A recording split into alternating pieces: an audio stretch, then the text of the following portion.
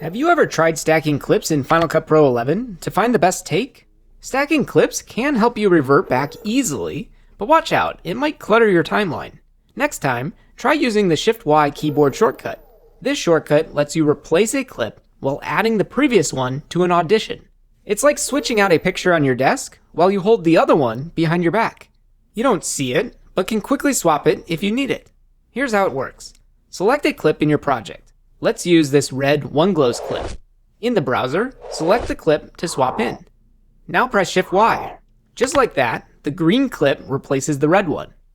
The timeline stays tidy, and don't worry, unlike the standard replace, Shift-Y has created an audition we can use to revert to the red clip by clicking the audition icon or pressing Y. Want to learn more about auditioning in Final Cut Pro 11? Check out anawesomeguide.com. And don't forget to use Shift-Y the next time you replace a clip.